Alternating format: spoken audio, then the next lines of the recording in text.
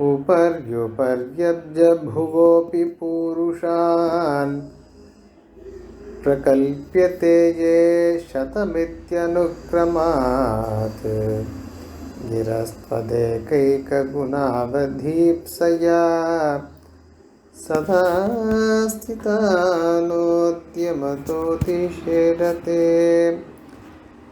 उपर्युपर्यब्जभुवोऽपि पूरुषान् प्रकल्प्यते ये शतमित्यनुक्रमात् गिरस्त्वदेकैकगुणावधीप्सया सदा स्थितानोद्यमतोऽतिशेरते. நமஸ்தபாயி. 19வது பத்தியம் இது. ஸ்தோத்திரத்தில் 19 19th பத்தியம். 18வது பத்தியம் மூலமாக பகவானுடைய குணங்களை எல்லாம் பறக்க பேசினார். நாம் அவனை அணுகுவதற்கு ஹேத்துவாக இருக்கக்கூடிய குணங்களை எல்லாம் வஷி வதான்யக சுச்சி இதெல்லாம் சொன்னார். அதையெல்லாம் சாதித்து விட்டு இப்போ பகவானுடைய ஒரு குணமே அவனுக்கு அசங்கேயமாக குணங்கள் இருக்குது, எண்ணிக்கையில் அடங்காத குணங்கள் இருக்குது. அதுவே ஒரு அனவதிக அதிசயமாக இருந்திருக்கு. இதில் ஒரு குணமுமே அனவதிக அதிசயத்துவம் அந்த குணத்துக்கு உண்டு. பகவானுடைய ஒரு குணமுமே நம்மால் அனுபவிக்க பூர்த்தியாக இயலாது. உக்தானாம் அசங்கியாத்தானாம் குணானாம் பிரத்யேகம் அனவதிக அதிசயத்துவம் அபிப்ரேத்திய ஆக அப்படின்னு சுவாமி தேசிகன் சாதிக்கிறது. கமெண்ட்ரியில் சொல்லப்பட்ட எண்ணிக்கையில் அடங்காத ஒரு குணத்துலேயுமே அந்த எல்லையில்லாத அந்த தன்மை இருக்கின்றது, அபரிமிதமாக இருக்கக்கூடிய தன்மை இருக்கின்றது அப்படின்றத சாதிக்கிறார். வேத வாக்கியங்களுக்கு என்னன்னு சொன்னால் பகவானுடைய குணங்களை எல்லாம் போற்றுவது தான் வேத வாக்கியங்களுடைய வேலை. அப்போ இந்த பத்தியத்தினுடைய ஒரு சுருக்கமான அர்த்தம் என்னென்னு சொன்னால், வேத வாக்கியங்கள்லாம் பகவானுடைய குணங்களை எல்லாம் போற்றுவோம் அப்படின்னு கிளம்பி போற்றுகின்றனவாம். ஆனால் ஆனந்தன்ற ஒரே குணத்தை மட்டும் எடுத்திருந்தாலே அதையே போற்ற முடியலையா பூர்ணமாக. அதுதான் ஆனந்தவல்லியில் பார்க்கச்சே தேயே சதம் மனுஷ்ய கந்தர்வானாம் ஆனந்தாக அப்படிலாம் வருதுன்னோ, அதையே தேயே சதம்னு இங்கே எடுத்துக்காட்டார். சுவாமியினுடைய ஒரு கிரேட்னஸ் என்னன்னு சொன்னால், அவர் அந்த ஸ்ருதியில் என்ன பதங்கள் இருக்கோ அதை அப்படியே எடுத்து இங்கே மேற்கோள் காட்டுவார். தேயே சதம் பிரகல்பிய பூருஷான் அங்கே வருது.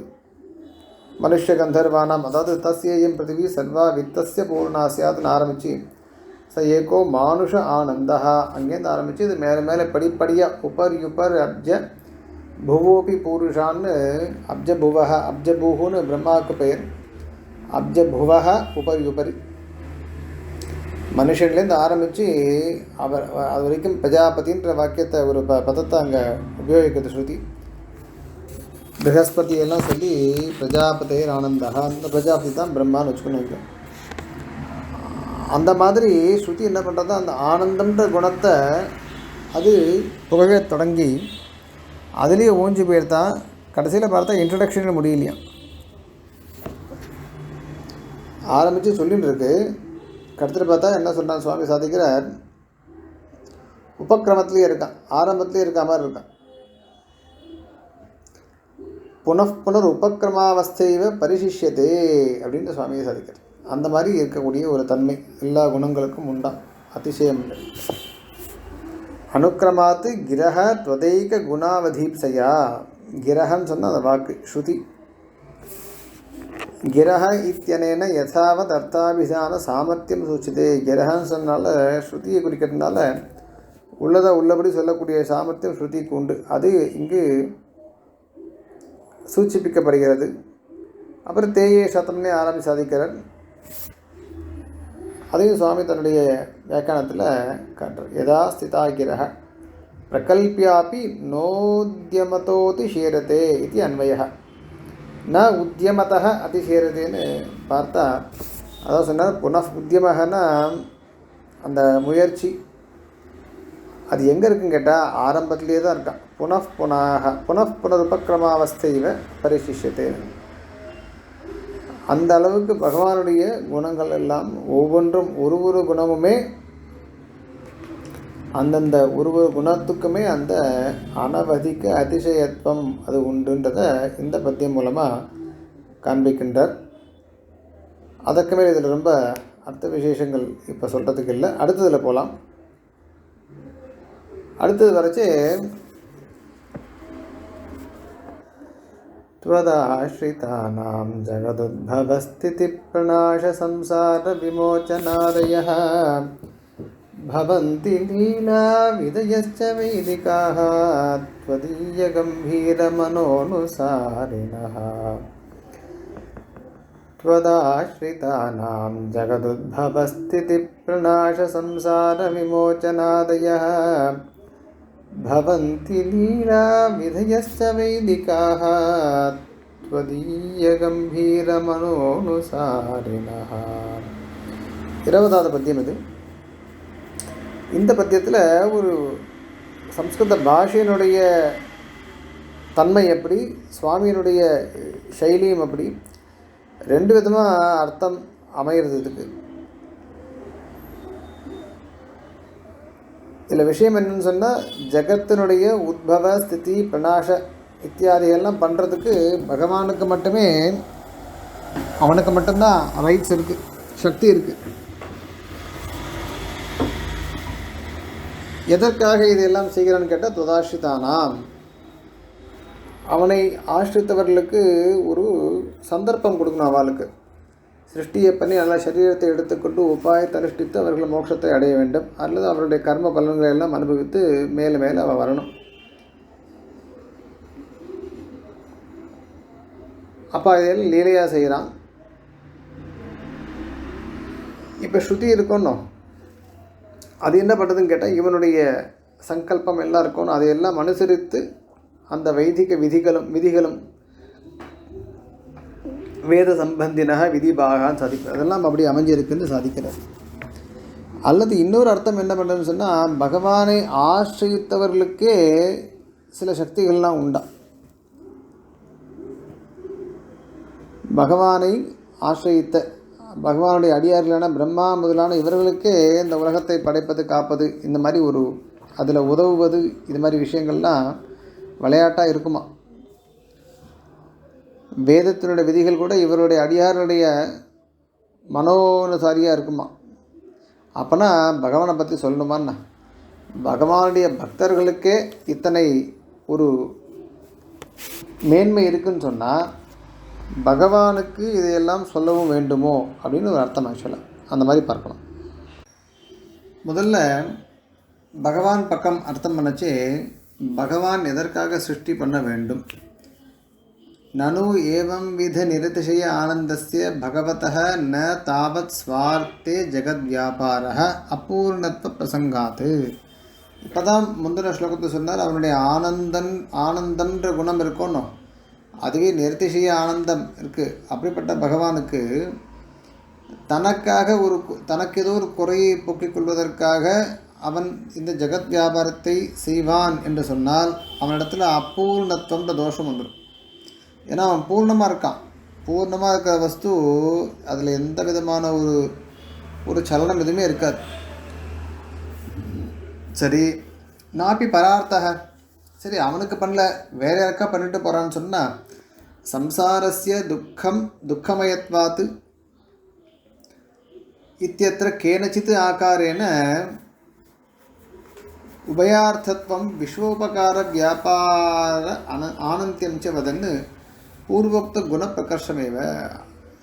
வெறும் அடுத்த வாழ்க்கைன்னு சொன்னால் இவ்வளோ துக்கமயமாக இருக்குது உலகம். அதனால் துக்கமயமாக இருக்குன்றதுனால அடுத்த வாழ்க்கை மட்டும் சொல்ல முடியாது. அதனால் ரெண்டு பேருக்கும் இதில் ஏதோ ஒரு இது இருக்கான். பகவானுக்கும் அவனுடைய பக்தர்கள் ரெண்டு பேருக்கும் இதில் ஒரு இந்த சிருஷ்டினால அர்த்தம் இருக்குது அப்படின்றத அந்த குணங்களை எல்லாம் காட்டி பூர்வோக்த குணப்பிரகர்ஷமேவ ஸ்திரீகரோதி துதாஷிதானாம் இது. விஸ்வ உபகார வியாபார ஆனந்தியம் ச வதன்னு. விஸ்வத்துக்கு உபகாரம் பண்ணுறதுக்காக பகவான் என்ன பண்ணுறானா, இந்த சிருஷ்டியை செய்கின்றான்றதையெல்லாம் காண்பிக்கின்றார் துதாஷிதானம் என்று. துதாஸ்ரிதானாம் கிருதே ததபீஷ்ட சித்தியர்த்தம் தத் போக்யத்வார்த்தம் சைதி பாவக. துவாம் ஆஸ்ரிதானாம் கிருதே, உன்னை ஆசிரியத்தவர்களுக்காக அவர்களுக்கு அபீஷ்ட சித்தி ஏற்பட வேண்டும், அவர்களுடைய போக்கியத்திற்காக என்று அர்த்தம்னு அப்படி அர்த்தமாகுது.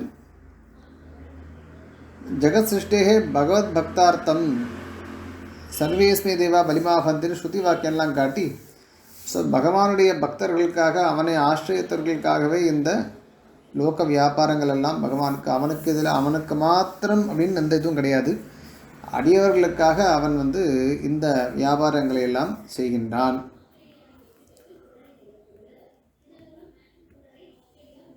அப்போது அதனாலேயே அவனுக்கு ஒரு திருப்தி, தன்னை 4 பேர் அடைவான் இல்லையா, அதனால் அவனுக்கு ஒரு இதில் சந்தோஷம்.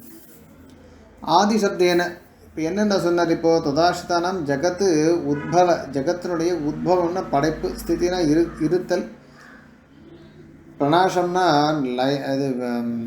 லயத்தை அடையுது பிரளயம், அப்புறம் சம்சார பந்தம் என்ன விமோச்சனம், முக்தி என்ன, ஆதயம்னு சொன்னால் ஆதிபதத்தினால அனுப்பிரவேசம், இதெல்லாம் எடுத்துக்கணும்னு சொல்கிறேன். ஆதிசப்தேன அனுப்பிரவேச நியமனாதிக்கம் அவதரணாதிக்கம் கிருஹ்யத்தை. அதுக்கு பிறகு அவதாரம் பண்ணுறது எல்லாமே அதில் எடுத்துக்கொள்ள வேண்டும்னு சொல்லிட்டேன். அதில் வச்சு வைதிகாக விதையக, அந்த வேத சம்பந்தின விதி பாகம் இருக்கும், அதையெல்லாம் பகவானுடைய சங்கல்பத்தை அனுசரித்து இருக்கின்றன.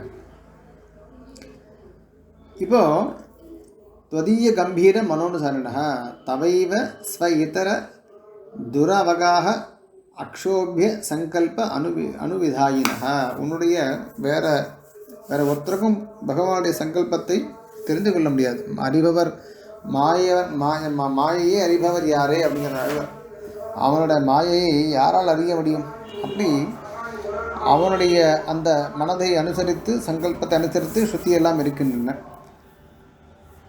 ஏன் அவனே சொல்கிறான், ஸ்ருதி ஸ்மிருதிர் மமைவாக்ஞா அப்படின்னு அவன் சொல்கிறான் இல்லையா? சரி, ஏவம் வா யோஜனா, அல்லது இப்படி யோஜனை இப்படியும் பண்ணலாம். என்ன, துவதாசிரிதானாம் சதுர்முக முகாச்ச அப்படின்னு முன்னாடியே சதுர்முக முகாச்சன்னு ஆளவந்தத்தினுடைய ஒரு பத்தியத்தை சாதிச்சிருக்கார். அது மாதிரி பார்க்குது பிரம்மருத்ராதீனாம் இத்தியர்த்தக, அவர்களுக்கு இந்த காரியங்கள்லாம் அன்வயிக்குமா, ஜெகத் வியாபாரம் அன்வயிக்குமான்னு கேட்டால், ஜெகச்சப்தைக யதார்ஹ மண்டாந்த வர்த்தித தத்தத் காரிய விசேஷ விஷய. மொத்த சிருஷ்டிக்கு எடுத்து மொத்த பிரபஞ்சத்துக்கு எடுத்துக்க முடியாது. அவரவர்களுக்குன்னு லோகம் கொடுத்துருக்கப்ப அந்த லோகத்தை அதற்குள்ளே படைத்து காத்து இதெல்லாம் அவர்கள் செய்கிறார்கள் அல்லவா, அப்படி லிமிட் பண்ணிக்கணும். ஏஷாம் சம்சார விமோச்சகத்துவம், சரி சுவாமி சிருஷ்டி ஸ்திதி ஓகே, சம்சார விமோச்சகத்துவம் எப்படி எங்கே அவளுக்கு எப்படி பொருந்தும்னு கேட்டால் அதற்கு சில பிரமாணங்கள் காண்பிக்கின்றார். शंकरस्य तु यो भक्तः सप्तजन्मान्तरं नरः तयैव तु प्रसादेन विष्णुभक्तः प्रजायते. அப்படி படிப்படியாக சிவபக்தனாக இருக்கக்கூடிய 7 ஜென்மா கழித்து விஷ்ணு பக்தனாக பிறப்பான். அப்புறம் திரிபிஷ் பிரஜாபதிர் பக்தः சப்தவே சங்கரஸ்ய தु, இப்படிலாம் பிரமாணங்களுக்கு 3 பிரஜாபதியுடைய பக்தனாக இருந்தால் 3 ஜென்மாவில் விஷ்ணு பக்தனாக பிறப்பான். சங்கரனுடைய பக்தனாக இருந்தால் 7 ஜென்மாவில் விஷ்ணு பக்தனாக பிறப்பான். விம்சத்யாக்னீந்திர சூர்யாதேகே விஷ்ணு பக்தः பிரஜாயதே. 20 வருஷம், இப்படி 20 ஜென்மா, இப்படி ஒவ்வொருத்தருக்கும் சொல்லிருக்கிறதுனால படிப்படியாக இத்தியாதி நியாயாத்து அனுகிரக உபதேச தர்ம பிரவர்த்தனாதி துவாரா சியாத். நேராக மோட்சம் போக முடியாது, அவர்களுக்கு அனுகிரக விசேஷம் தோன்றி அதன் மூலமாக தர்மத்தில் உபாய தர்மத்தை அவர்கள் அனுஷ்டித்து அதன் மூலமாக அவர்களுக்கு படிப்படியாக மோட்சம் கிடைக்கும். லீலாத்முக்திரிக தேஷாம் பகவத் அனுகிரகேன சிருஷ்டியாதேகே பிரியத்வ சுகரத்வ சூச்சனார்த்தா. லீலா எப்படி லீலையாக அவர்கள் செய்கின்றார்கள் சொன்னால் பகவான் அனுகிரகத்தினால இதெல்லாம் அவர்கள் செய்யக்கூடிய காரியங்கள் பிரியத்தோறும் சுகரமாகவும் எளிதாகவும் செய்கிறார்கள் அர்த்தம். துவதாசிரிதானாம் அப்படி ஏவம் தவது கிம் புனரிதி சாபிப்ரேத்தம் தான் எங்கள் அர்த்தம். உன்னுடைய ஆசிரியத்தவர்களுக்கே இந்த காரியங்கள் எல்லாம் லீலையாக செய்ய முடியும்னு சொன்னால் உன்னை பற்றி சொல்லவும் வேண்டுமோ. வைதிக விதீனாம் பகவதாசிரித மனோனுசாரித்துவம் ச அத எரித்தே கர்ம சிகித்சாவா வித்தவி சிகித்சாவா சாத்துன்னு சில ஸ்ருதி வாக்கியங்கள்லாம் கொண்டு ஏ தத்திர பிராமணாக சம்மர்ஷினா யுக்தா அயுக்தாக அலுக்ஷாக தர்மகாமாசியுன்னு அவர்கள் எப்படி இருக்கின்றார்களோ அப்படி இருக்க வேண்டும்லாம் ஸ்ருதி சொல்கிறதுனால அப்போ அவர்களுடைய மனோனுசாரியாகவும் ஸ்ருதி இருப்பதற்கு வாய்ப்புண்டு பகவத் சங்கல்பத்தினால். அதையும் அங்கே சமர்த்தனம் செய்கின்றார்.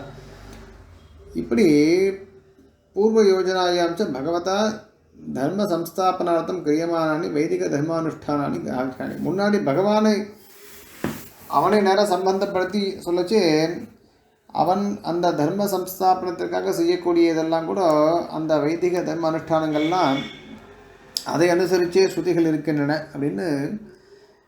அப்படின்றத அதையும் மனசில் எடுத்துக்கணும். இப்படி இருந்தால் அப்படி இல்லை பகவத் பக்தாளுக்கு அன்மயம் பண்ணால் சரி, முக்தர்களுக்கு சொல்லலாமே, ஏன் முக்தர்களுக்கு சொல்ல முடியாதான்னு ஒரு நன்விக பகவதா பரமசாமியாபன்னானாம் முக்தானாம் ஜெகத் வியாபாராதே உக்தி கிண்ண கிரகியத்தை அப்படி எடுத்துக்கலாம் சொன்னால் அதை மட்டும் ஏற்றுக்கொள்ள முடியாது.